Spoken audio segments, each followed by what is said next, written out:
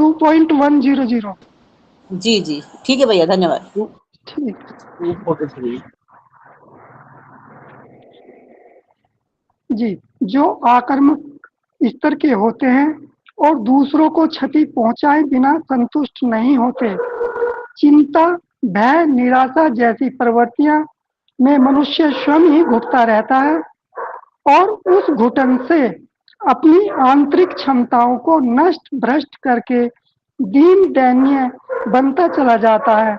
इसके विपरीत क्रोध, द्वेष, क्रूरता तो तिरस्कृत, पीड़ित, दंडित किए बिना शांत होती ही नहीं। उद्धृत अहंकार भी दूसरों को गिराकर तुलनात्मक दृष्टि से अपनी श्रेष्ठता सिद्ध करने के ताने बाने बुनता रहता है। ईर्षा, कुड़न, जलन अक्सर उद्धृत अहंकार की प्रतिक्रिया ही होती है। वे दूसरों को अपने आक्रोश का निशाना बनाती हैं। छिटपुट लड़ाई झगड़ों से लेकर महायुद्ध तक इसी पृष्ठभूमि पर विकसित होते हैं। अपने पक्ष के किसी भी प्रतिपादन को सही सिद्ध करना और दूसरे पक्ष पर अनेकानेक दोषारोपण करना एक दूषित प्रचार तंत्र है। इसी से प्रेरित होकर युद्धोन्माद भड़कता है और घृणा द्वेष के बीज फलते फूलते हैं। लड़ाई की अवांछनीयता और सहयोग की उपयोगिता सिद्धांत रूप में हम हर किसी को समझाई जा सकती है, पर विकृत है उसे कथन श्रवण तक सीमित रखता है और मान्यता, भावना एवं क्रिया की गहराई तक उसे उतारने नहीं देता। हम सोचते हैं वही उचित है, जो हम चाहते हैं वही आवश्यक है। ऐसी मान्यता जम गई हो तो फिर अपनी बात का अदम समर्थन और दूसरे पक्ष का अनेकों अनेक दोषारोपण करने में तर्क बुद्धि जुट जाती है और तिल का ताड़ बनाकर ऐसी विभीषिकाएं रच देती हैं जिनसे निमटने के लिए युद्ध के अतिरिक्त और कोई चारा दिखाई नहीं पड़े। हमारा नहीं, दोष दूसरों का है सिद्ध करने की जब पहले से ठान ली गई हो तो संतुलित विचार विनिमय के लिए कोई गुंजाइश नहीं रहती। मात्र अनैतिक विवाद हो सकता है। प्रतिष्ठा का प्रश्न बनकर सुदृढ़ पूर्वाग्रह किसी भी सफाई या तर्क से झुक नहीं सकता। यदि दलीलें अपने पक्ष में कम पड़ती होंगी तो भी वह हारने वाला नहीं, सामने वालों को दुर्बुद्धि एवं दुर्भावनाग्रस्त बताकर अपनी ही बात पर रहा जाएगा। विवेक का उदय पक्षपात रहित स्थिति में ही हो सकता है। उद्धृत अहम मान्यता के तूफान में नियोजित तथ्य का पता लगाने वाले विवेक के पैर टिक नहीं पाते। सभी जानते हैं कि द्वितीय महायुद्ध में ऑस्ट्रेलिया ने सर्बिया को और जर्मनी ने पोलैंड को नीचा दिखाने के लिए जो आक्रमण किए थे वे सत्ता मद में चूर पक्ष की उद्धृत कार्रवाइयां थी। समस्या उतनी जटिल नहीं थी कि सद्भावनापूर्ण आपसी विचार विनिमय से सुलझाई न जा सके। यही बात व्यक्तिगत और वर्गगत विद्वेष विग्रह में होती है। मनुष्य का अहम सीमा लांघकर जब उद्धृत हो जाता है तो उसमें दूसरे पक्ष की कठिनाइयां और दलीलों को समझने की इच्छा ही नहीं रहती। युद्ध ही उसे सरल उपाय सूझता है। यदि इसके विपरीत न्याय और समन्वय की दूसरे पक्ष की दलील और कठिनाइयां समझकर समन्वयात्मक मार्ग निकालने की इच्छा रही होती तो वह हल निकल सकता था जो दोनों को अपेक्षाकृत कहीं अधिक सस्ता पड़ता।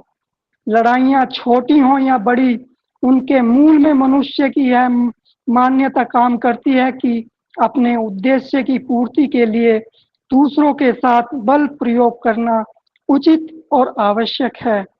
एक ग्रीक कहावत है, शांति चाहते हो तो युद्ध की तैयारी करो। सशक्त पक्ष अपने अहं को प्रतिष्ठित करने के लिए छोटे के साथ दमन की नीति अपनाता है। इसमें उसे तीरा लाभ प्रतीत होता है। अपने अहम की तुष्टि, आतंक से दूसरे लोगों को डराकर आत्मसमर्पण करना और तीसरे भौतिक लाभों को कमा लेना।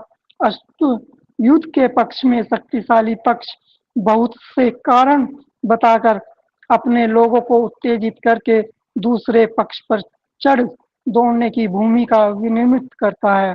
एक विद्वान का कथन है, भूखे लोग भोजन मांगते हैं, थके हुए लोग विश्राम चाहते हैं, और जब पागलपन सवार होता है तो लोग लड़ने पर उतारू हो जाते हैं।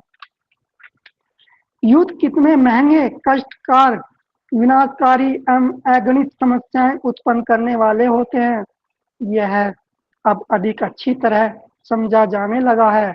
किसी जमाने में यह समझा जाता था कि शांति, रक्षा एवं आत्मरक्षा के लिए युद्ध की तैयारी करना आवश्यक है, पर पदार्थ विज्ञान और मनोविज्ञान के गहन निष्कर्षों ने हमें इस नतीजे पर पहुंचाया है कि लड़ाई से कोई समस्या हल नहीं होती।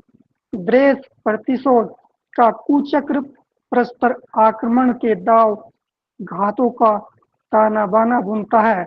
समय अनुसार दोनों पक्ष एक दूसरे को अपनी अपनी दुर्विषयों का निशाना बनाते हैं और श्रृंखला का अंत तब होता है जब दोनों पक्ष लगभग अपनी क्षमता नष्ट कर चुके होते हैं।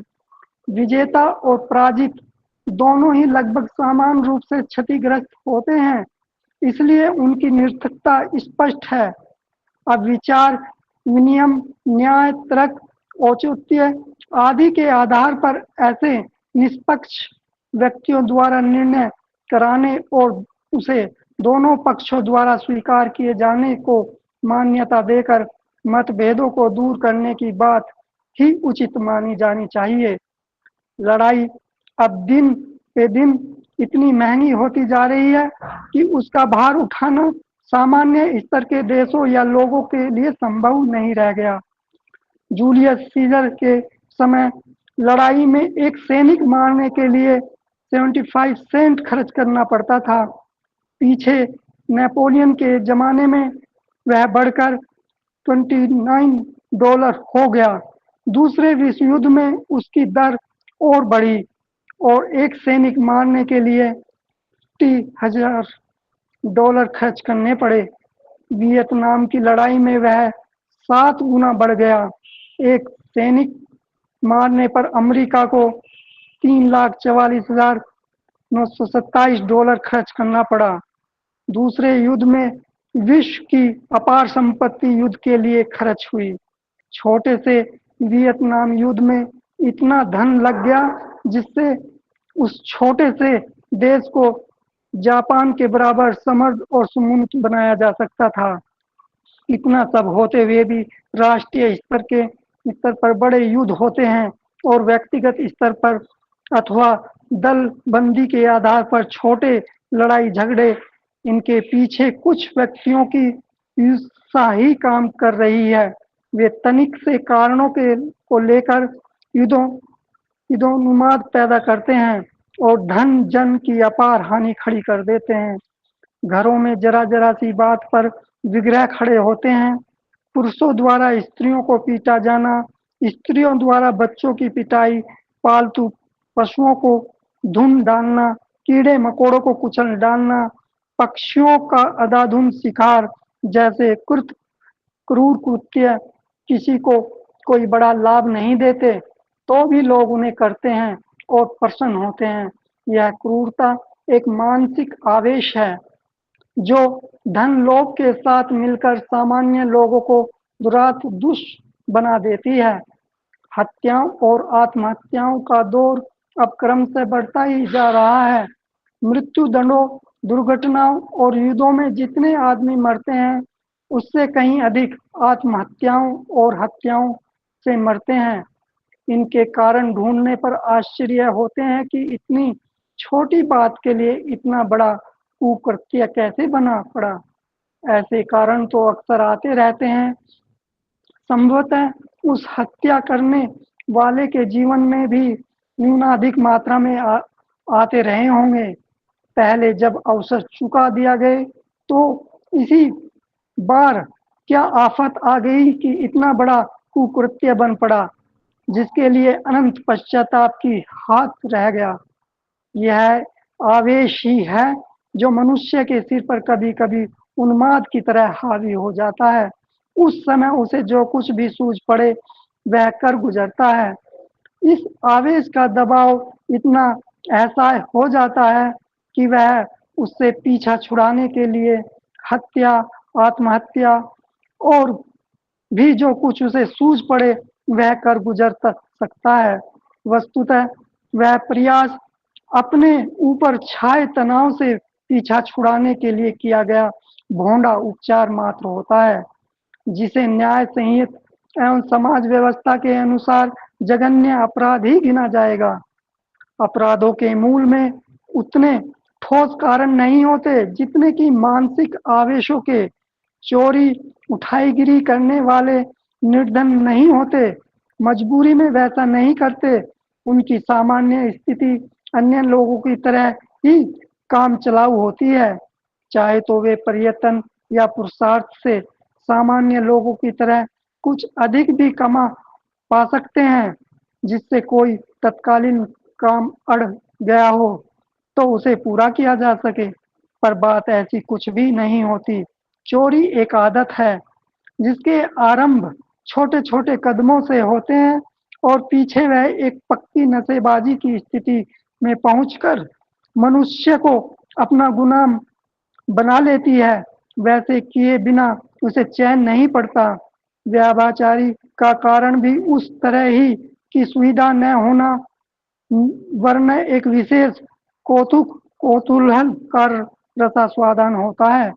व्याभिचारियों में से भी के दाम्पत्य जीवन असंतुष्ट नहीं होते। उनकी ललक ही वैसी कुछ उथल-पुथल का ताना-बाना बुनती रहती है और जब अवसर मिल जाता है तो उस तरह की घटना भी बना लेती है। पीछे भले ही उसके लिए पश्चाताप किया जाता रहे।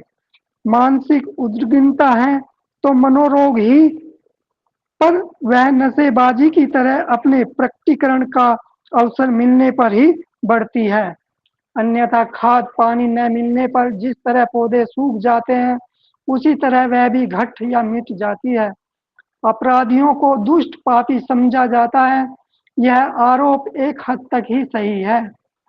अपराध करने की क्रमबद्ध योजना बनाना और उसके लिए बुद्धितापूर्ण ताना बाना बुनना भी कम नहीं होता।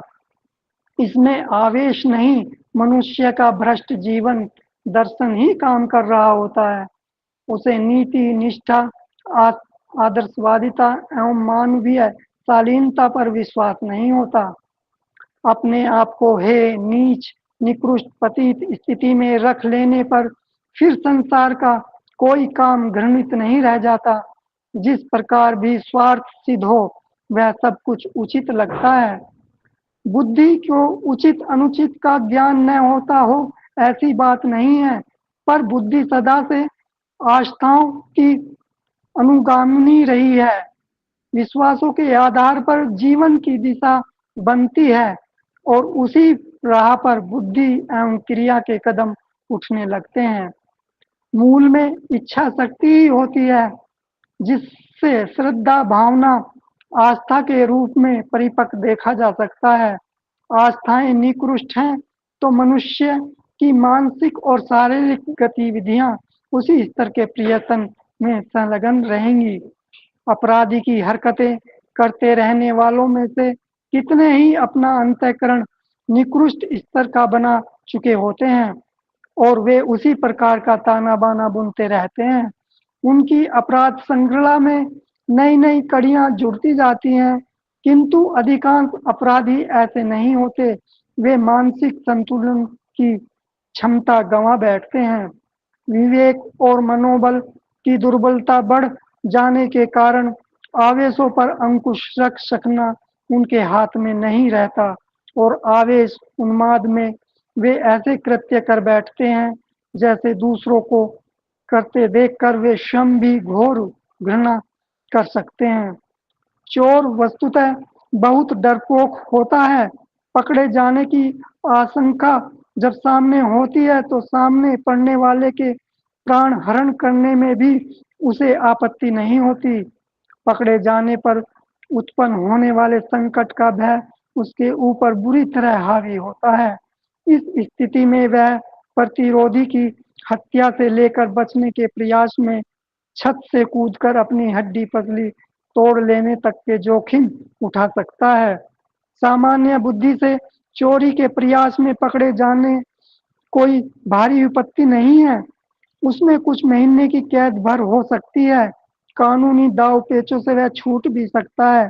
यह पकड़े जाने का संकट इतना छोटा ही उसके सामने रहा होता तो आक्रमण करके पकड़े जाने पर मृत्यु दंड का जोखिम क्यों उठाया। भय भी क्रोध की तरह ही एक भयावह आवेश है जिसे ग्रस्त व्यक्ति की कर्तव्य मूड बनकर समय पर जो कुछ भी सूझ पड़े वही कर गुजरता है, पीछे भले ही उसे अपनी मूर्खता पर पश्चाताप करना पड़े। देवी देवताओं पर बलि चढ़ाने वालों की मनोदशा भी बड़ी विचित्र होती है। वे पशु पक्षियों को ही नहीं अपने बालकों तक को निम्र बलि चढ़ा देते हैं। इसमें उन्हें न तो घृणित नष्टता की अनुभूति होती है न अपने कुकृत्य पर पश्चाताप। उल्टे उन्हें अपने को धर्मात्मा पवित्र आत्मा होने का अनुभव होता है। यह धर्मोन्माद का आवेश है जिसमें सामान्य मानवीय सहृदयता की भांति की भी बलि चढ़ जाती है। साधारणतः मूल में अपराधों पर चिंता प्रकट की जाती है और उनकी रोकथाम का प्रयत्न किया जाता है, पर यह भुला दिया जाता है कि उस अनौचित्य की जड़ें काफी गहरी हैं। मानसिक रोगों की स्थिति यदि बढ़ती ही गई तो फिर भी रोकथाम के राजकीय प्रयत्नों से कोई बड़ा प्रयोजन सिद्ध न हो सकेगा। न्यूरेस्थेनिया की मरीज सदा अपराधों की भाषा में सोचते हैं, वैसा ही कुछ कर गुजरने का उनका मन होता है जिससे किसी न किसी पर विपत्ति आए, कोई न कोई कष्ट उठाए, किसी न किसी का नुकसान हो। इससे उन्हें अपने बड़प्पन का, शक्तिमत्ता का, गौरव पा सकने का आभास होता है। दूसरों के प्रति दुर्भावना रखने की आदत आरंभ में बहुत छोटी होती है। छिद्रान्वेषण, दोषारोपण, निंदा में रस लेना, कल्पना को लोगों की बुराइयां ढूंढने में लगना, अनुमान के आधार पर जिस किस को दुष्ट दुराचारी मान लेना और सामने न सही पीठ पीछे निंदा करते रहना विकृत मन के लोगों को बहुत पसंद आता है। वे किसी के साथ न्याय करने के लिए आवश्यक प्रमाण ढूंढने का भी प्रयत्न नहीं करते। अपनी विकृति कल्पना को ही अमुक व्यक्ति को दुष्ट मान लेने के लिए पर्याप्त मान लेते हैं। दुष्टता के प्रति रोष होना स्वाभाविक है। रोष से घृणा पैदा होती है और घृणा स्पंद को हानि पहुंचाने के लिए मन में ताना बाना बुना जाने लगता है। यही आदत बढ़ते बढ़ते इस स्तर तक पहुंच जाती है कि मानसिक अहिंसा प्रत्यक्ष आक्रमण के रूप में परिणत हो जाए और क्रूर कर्मों में रस लेने की आदत बनकर मनुष्य के जीवन को निकृष्ट स्तर तक पहुंचा दे। अनावश्यक दुर्भावनाओं को मन में स्थान देना, दूसरों के लिए अशुभ सोचते रहना औरों के लिए उतना हानिकारक नहीं होता जितना अपने आप के लिए। उचित यही है कि हम सद्भावना संपन्न रहें। जिनमें वस्तुतः दोष दुर्गुण हो उन्हें चारित्रिक रुग्णता से ग्रस्त समझकर सुधार का भरसक प्रयत्न करें, पर उस द्वेष दुर्बुद्धि से बचे रहें जो अंततः अपने ही व्यक्तित्व को आक्रामक असुरता से भर देती है और दूसरों का हो ही नहीं अपना ही भी सर्वनाश प्रस्तुत करती रहती है। जी भैया, यहाँ तक ही हो गया है इसका। प्रणाम भैया। प्रणाम मोहन जी। जी बहुत बहुत धन्यवाद जी आपके सुंदर भाषण के लिए। तो आवाज सुनाई पड़ रही है हम सभी को? जी डॉक्टर साहब, आ रही आवाज आ रही जी प्रणाम प्रणाम सभी को। आज गुरुदेव फिर हमें एक अत्यंत महत्वपूर्ण सामाजिक समस्या के तरफ हमारा ध्यान दिला रहे हैं कि दोषारोपण से घृणा और घृणा से युत्सा। ये समस्या लगभग सभी घरों में, सभी गांवों में, सभी कस्बों में देखने को मिलती है और सभी लोग कभी न कभी इस तरह की समस्या के शिकार अवश्य हुए होंगे और सभी ने इसको समझा होगा, जाना होगा। गुरुदेव जो बता रहे हैं आज हमें कि मनोविकार बहुधा अपने को ही गलाते गुलाते रहते हैं और उनमें से कुछ ऐसे भी होते हैं जो आक्रामक स्तर के होते हैं और दूसरों को क्षति पहुंचाए बिना संतुष्ट नहीं होते।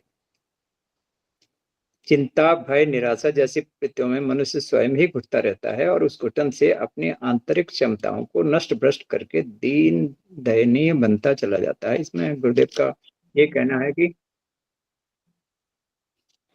गुरुदेव का यही कहना है यहाँ पर कि जो ये निराशा, चिंता, भय, निराशा जैसी प्रवृत्तियां हैं, जब वो मनुष्य में निरंतर बनी रहती हैं तो वो अपनी उनमें घुटन महसूस घुटता रहता है और वो उसकी क्षमताओं को, आंतरिक क्षमता जो उसकी क्षमताएं हैं वो नष्ट भ्रष्ट करके और दीन दयनीय बनता चला जाता है। इसके विपरीत को क्रोध, द्वेष, क्रूरता को तिरस्कृत, पीड़ित, दंडित किए बिना शांत होता नहीं। उद्धत अहंकार भी दूसरों को गिराकर तुलनात्मक दृष्टि से अपनी श्रेष्ठता सिद्ध करने के ताने बाने बुनता रहता है। ईर्षा, कुड़न, जलन अक्सर उद्धत अहंकार की प्रतिक्रिया होती है। वे दूसरों को अपने आक्रोश का निशाना बनाते हैं। छिटपुट लड़ाई झगड़ों से लेकर महायुद्ध तक इसी पृष्ठभूमि का पर विकसित होते हैं। यहाँ हम लोग सभी देखते हैं कि जो भी इस तरह के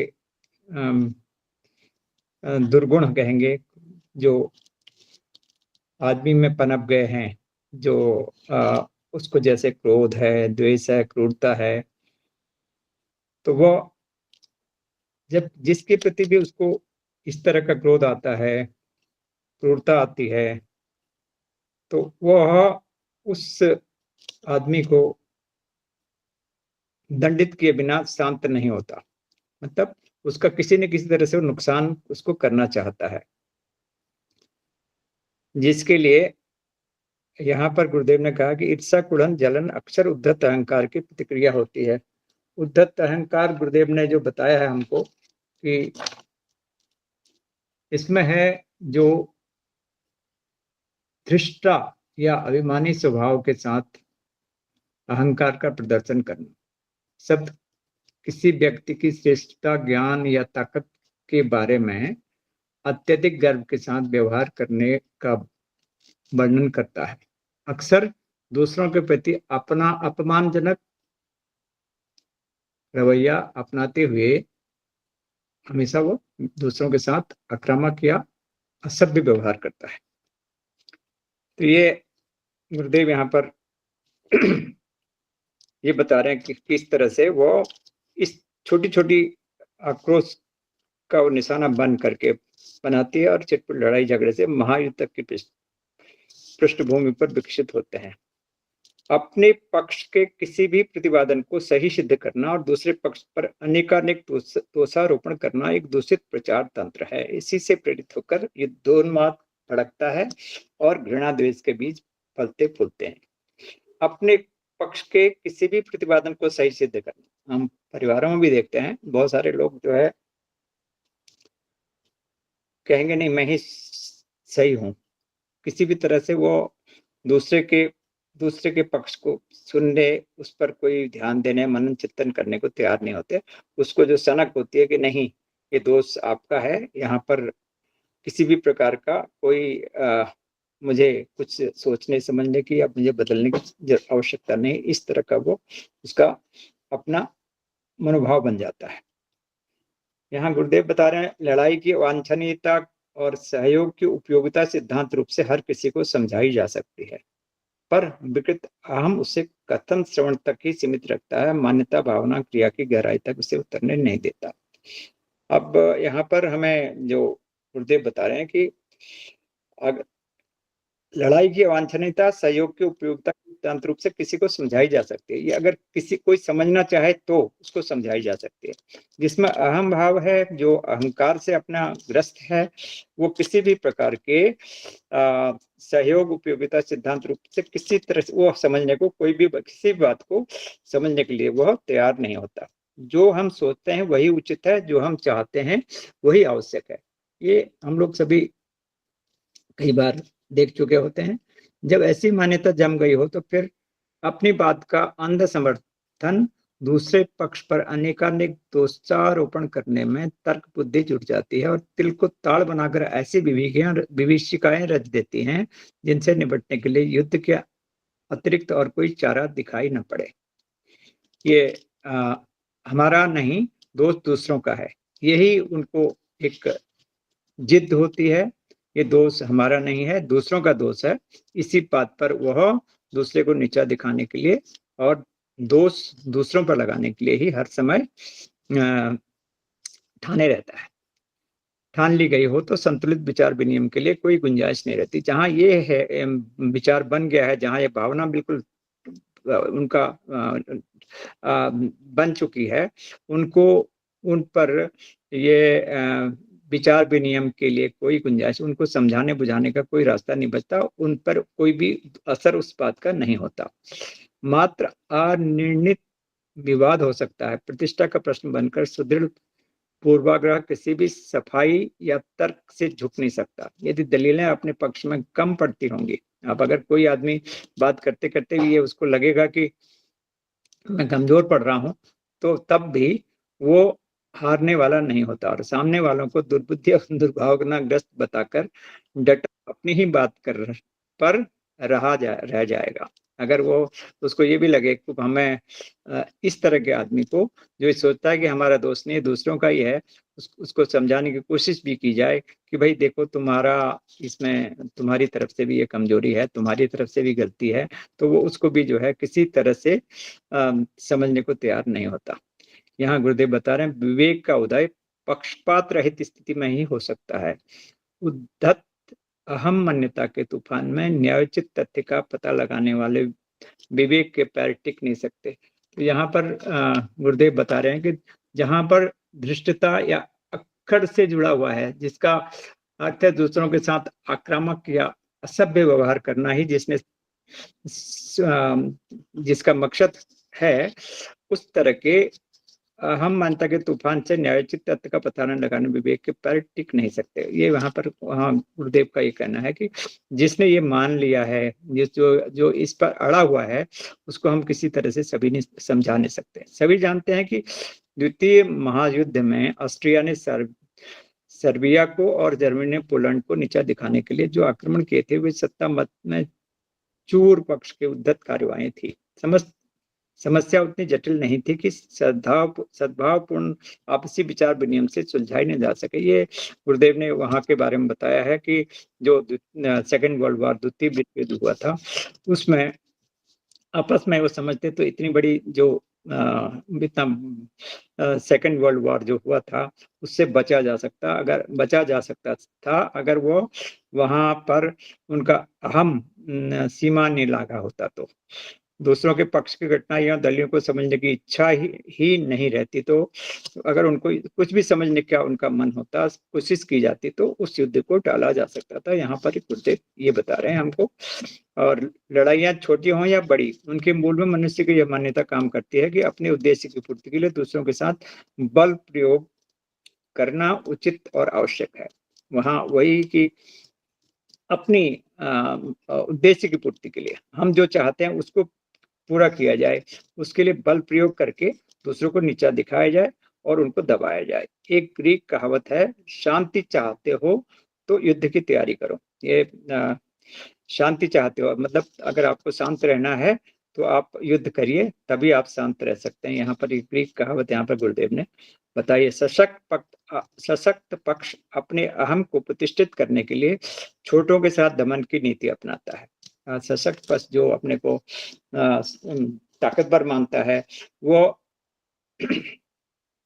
छोटों के साथ दमन की नीति अपनाता है, उसे तिहरा लाभ प्रतीत होता है।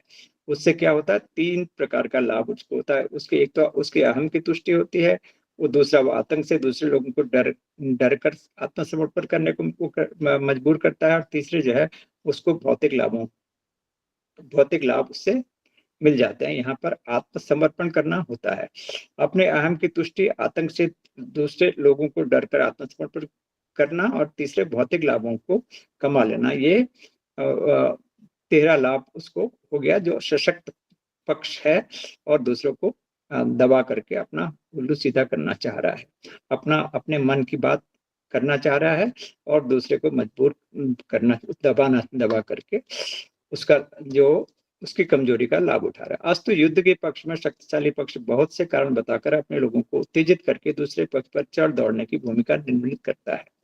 ये गुरुदेव ने उस समय बताया है।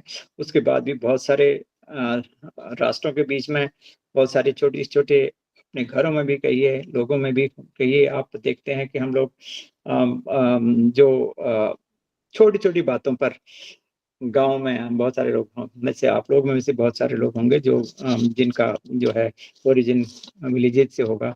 हम देखते हैं कि छोटी छोटी जमीन के टुकड़ों में ये किसी ने अगर आधा फुट 1 फुट जमीन इधर का उधर कर दी, तो वापस में वो मारने को तैयार हो जाते हैं, और आपस ही वो तहसीलदार और वहां के प्रधान से भी वो बात नहीं सोचती, तो फिर वो कोर्ट्स में पहुंचती है बात।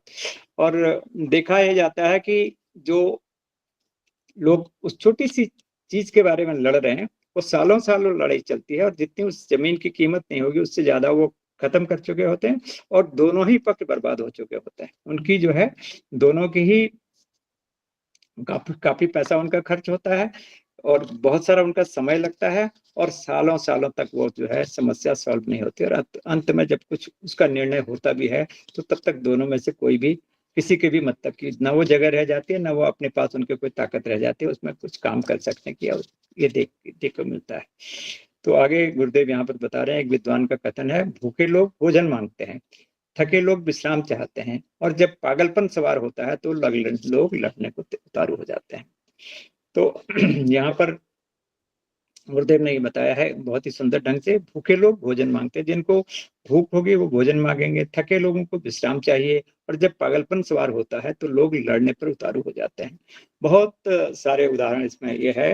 हम अपने गांव में, अपने पड़ोस में, हम लोग सभी ने, मैंने खुद ही अपने आज से 50 60 65 वर्ष पहले की बात बताता हूँ कि अपने अड़ोसी पड़ोसियों को जब हम लोग देखते हैं कि कोई किसी के बच्चे आगे बढ़ रहे हैं, परिवार थोड़ा सा सभ्य है, अच्छे काम करता रहता है, समाज के काम करता रहता है, और गरीबों की मदद करता है, तो वहां पर आपके जो है आपसे लोग जलने वाले बहुत लोग होते हैं। आपके साथ जो है उनको ईर्ष्या रहती है, कुड़न रहती है कि इनका भला क्यों हो रहा है, इनके बच्चे आगे क्यों बढ़ रहे हैं, ये परिवार आगे क्यों जा रहा है।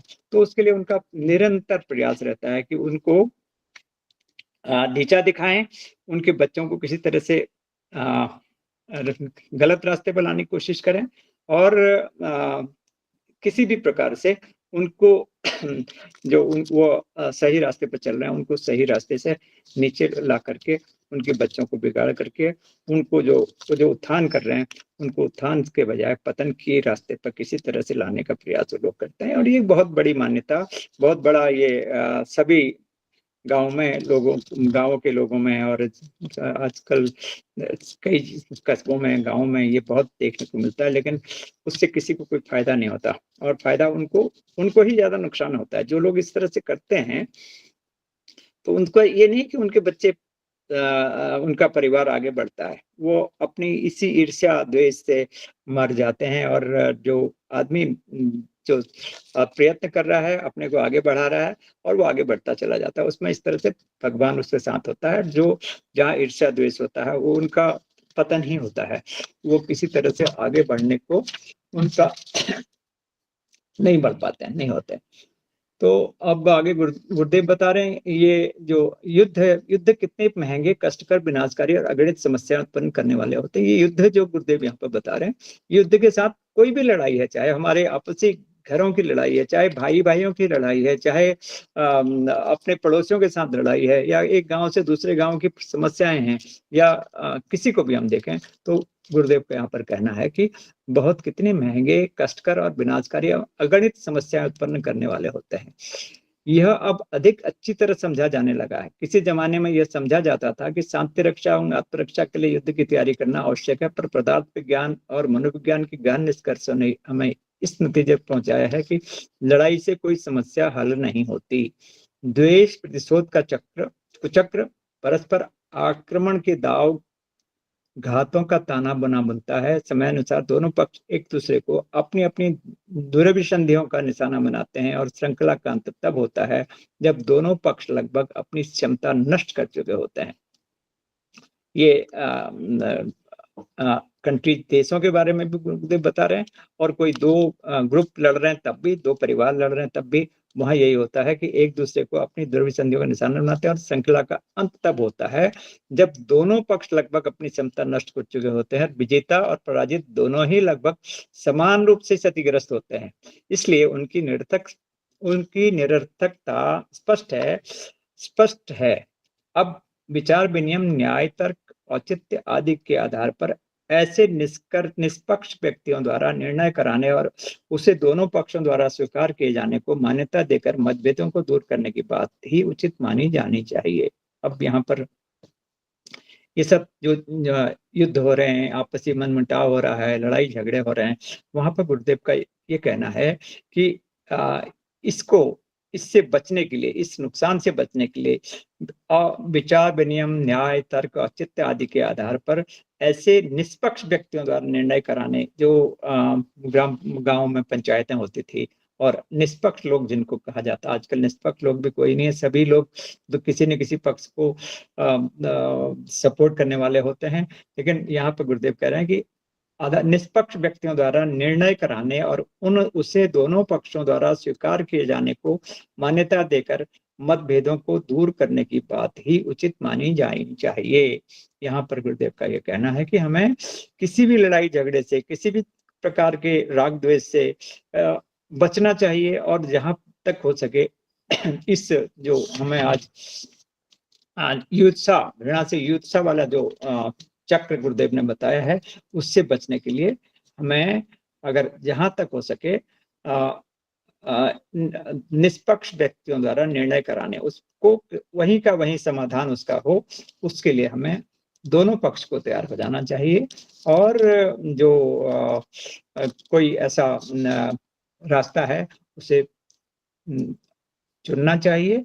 उसके अनुसार जो हमारे निष्पक्ष लोग हैं उनकी बात को मानकर बात को वहीं का वहीं खत्म करने का प्रयास करना चाहिए। लड़ाई अब दिन ब दिन इतनी महंगी होती जा रही है कि उसका भार उठाना सामान्य स्तर के देशों या लोगों के लिए संभव ही नहीं रह गया है।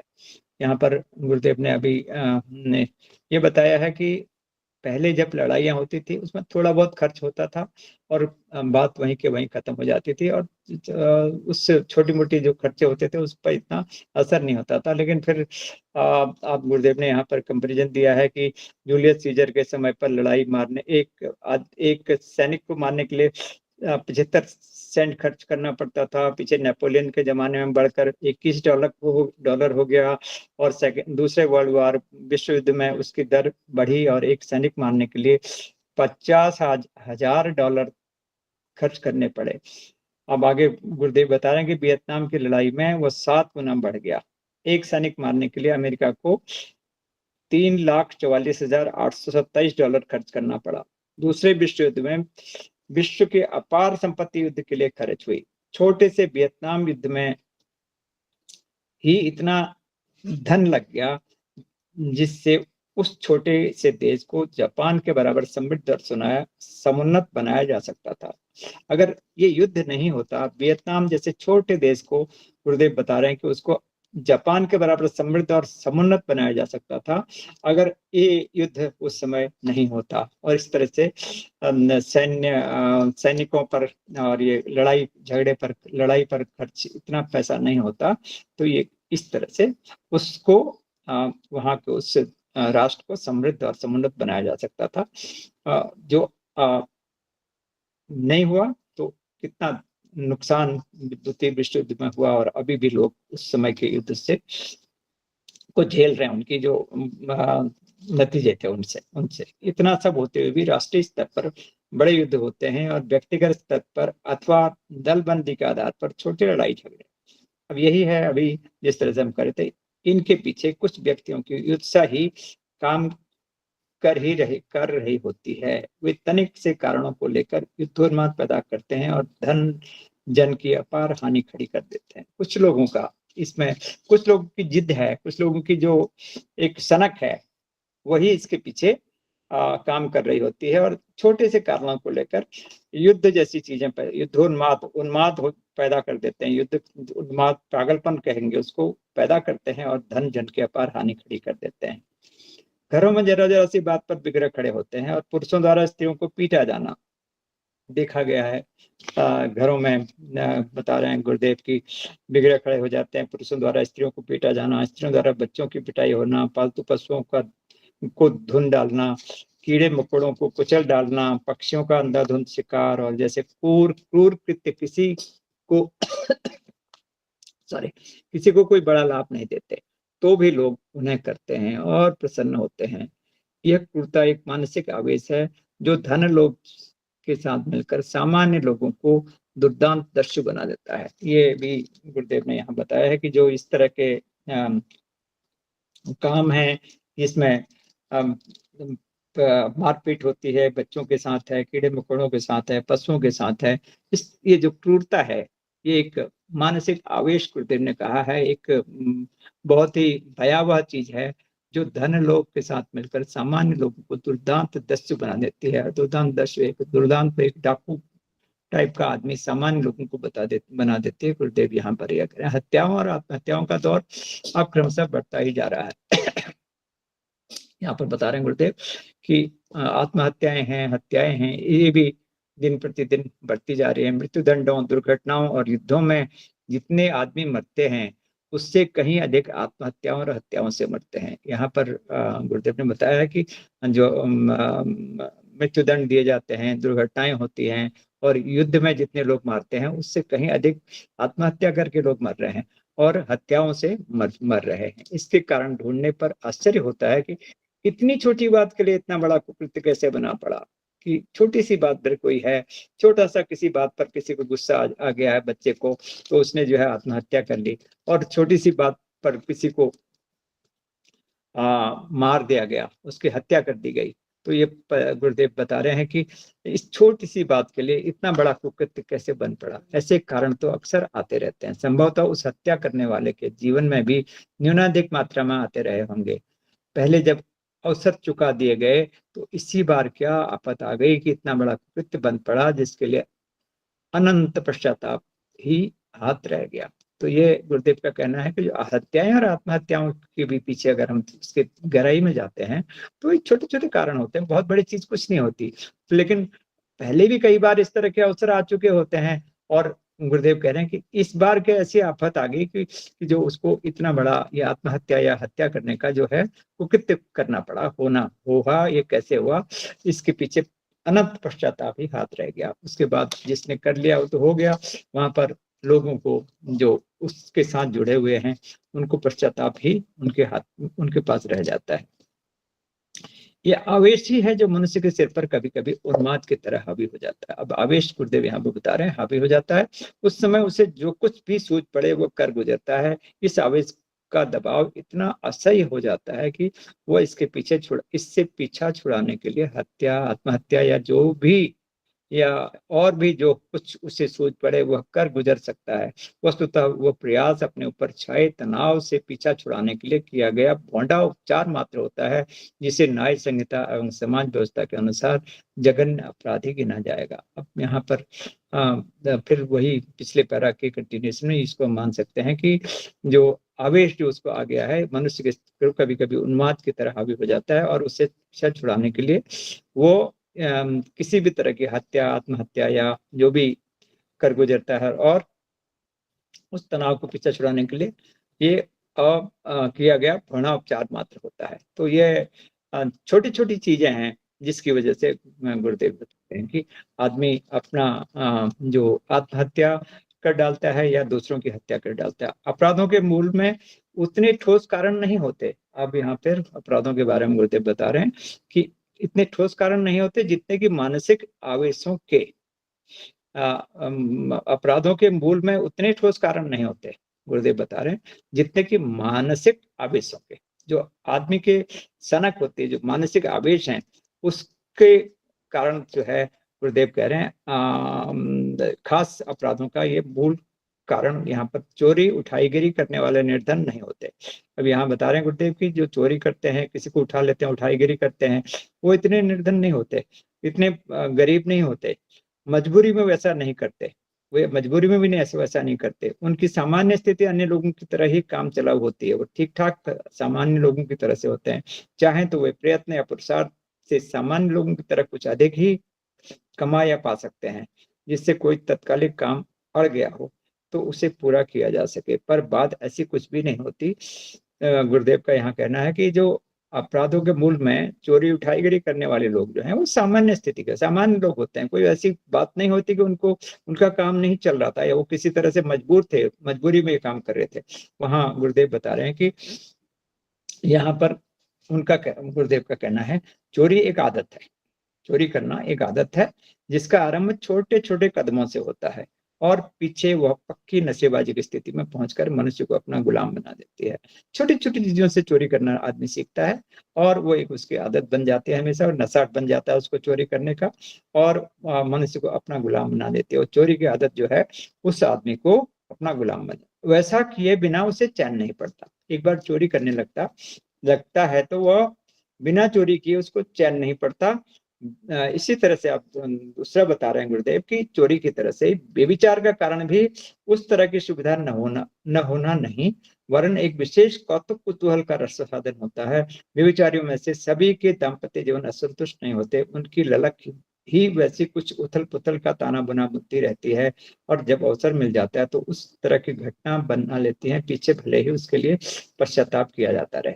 मानसिक उद्विग्नता है तो मनोरोग ही, पर वह नशेबाजी की तरह अपने प्रकटीकरण का अवसर मिलने पर ही बढ़ती है, अन्यथा खाद पानी न मिलने पर जिस तरह पौधे सूख जाते हैं उसी तरह से वो भी घटिया मिट जाती है। यहाँ पर गुरुदेव का कहना है कि हमें बता रहे हैं कि चोरी की आदत है, व्यभिचार की आदत है, ये जो है उसकी उनका एक किस्म से आदत बन जाती है। उनको कोई उनका मतलब पहले से ही वो चोर हैं या व्यभिचारी हैं ऐसा नहीं होता। उनको इस तरह से कुछ कुतूहल बस या उसका वो होता है, और उसे जैसे चोरी की आदत उसको हो गई, व्यभिचार के लिए कुतूहल बस उसने वो कर लिया, अवसर मिला नहीं मिला जो भी है उसमें गुरुदेव का यहाँ पर कहना है कि वो कोई ऐसा नहीं है। उस आदत को से छुटकारा पा सकता है आदमी अगर उसको ये मानसिक उद्विग्नता है तो मनोरोग ही, पर नशेबाजी की तरह अपने प्रकटीकरण में अवसर मिलने पर ही पड़ती है, अन्यथा ये यहाँ पर इस तरह का जो आदतें हैं वो गुरुदेव कह रहे हैं कि ये एक किस्म से मनोरोग ही हैं, और उन पर अगर खाद पानी मिलता रहे, उनको अगर उस तरह से मौका मिलता रहता है, वो चोरी की आदत पर चोरी करता रहता है या वो व्यभिचार करता रहता है, तो वो पनपता रहता है, आगे उसी अपराध को करता रहता है।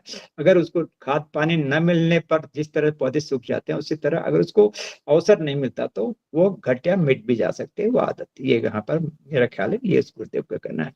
अपराधियों को दुष्ट पापी समझा जाता है, यह आरोप एक हद तक सही भी है, एक हद तक ही सही है। अब यहाँ गुरुदेव सामाजिक इस अपराध के बारे में ये बता रहे हैं कि दुष्ट पापी समझा जाता है, यह आरोप एक हद तक ही सही है।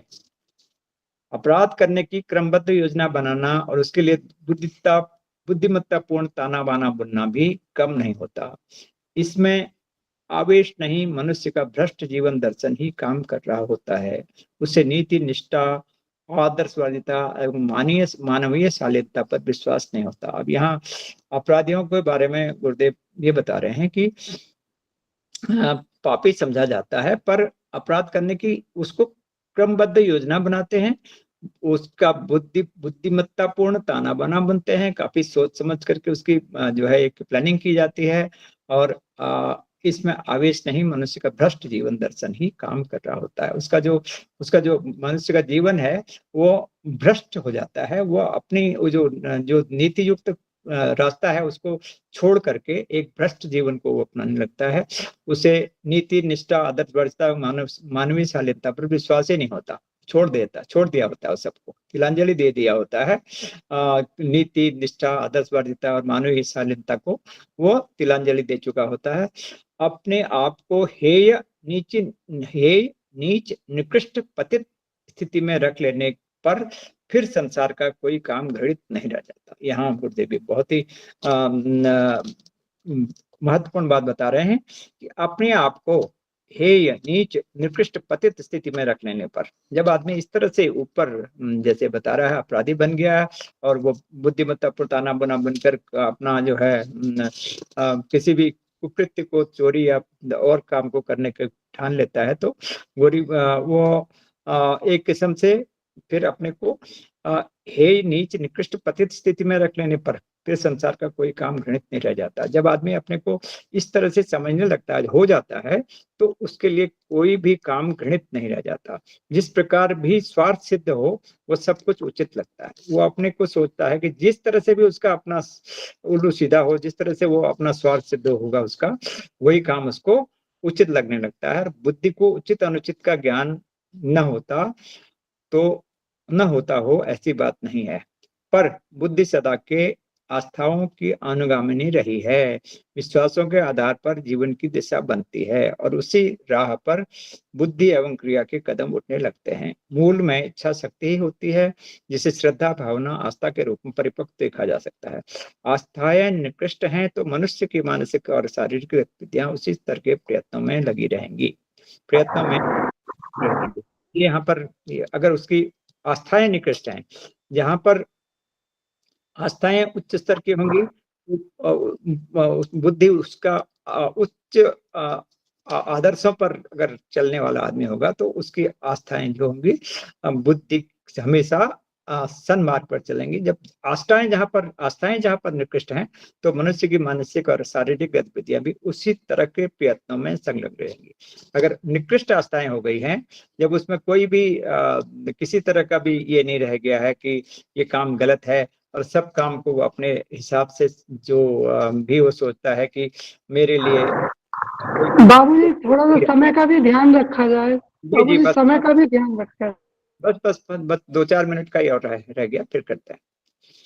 तो यहाँ पर आस्थाएं निकृष्ट हैं, मनुष्य की मानसिक और शारीरिक गतिविधियां उसी तरह के प्रयत्नों में लगी रहेंगी। जिसकी निकृष्ट आस्थाएं हैं तो गुरुदेव ये बता रहे हैं कि वहां पर उसी तरह की गतिविधियां वो करने लगेगा।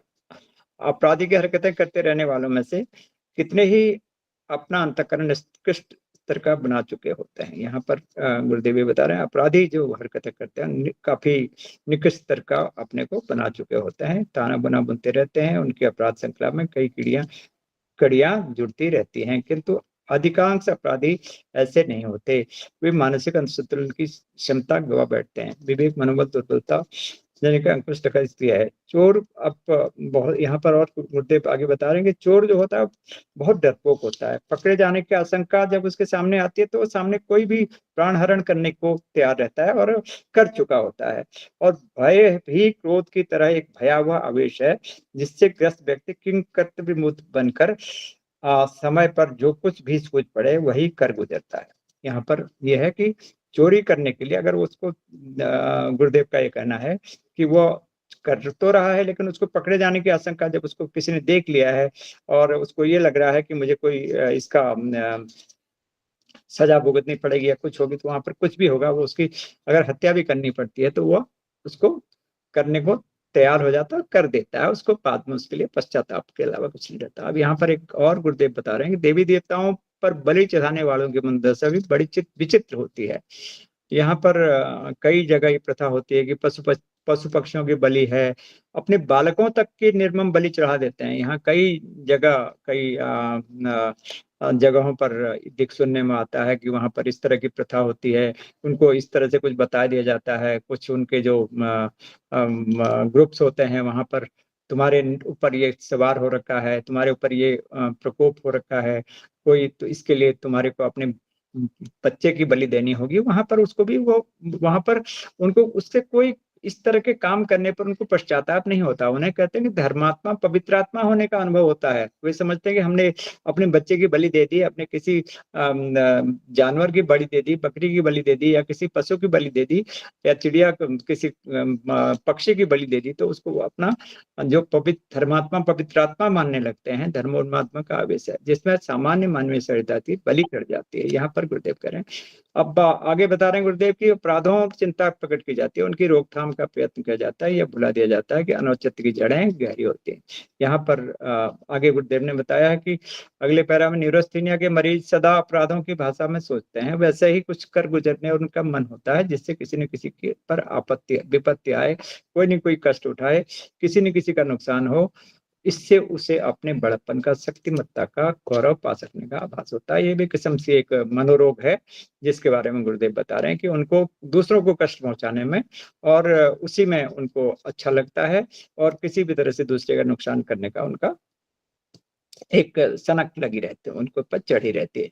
दूसरों को भी दुर्भावना रखने की आदत आरंभ में बहुत छोटी होती है। यहाँ पर गुरुदेव बहुत महत्वपूर्ण बात बता रहे हैं कि दूसरों को भी दुर्भावना रखने की आदत जो बता रहे हैं गुरुदेव की, उसका जो चिद्धान्वेषण दोषारोपण, दूसरों को दोष देना भी एक किस्म से बहुत ही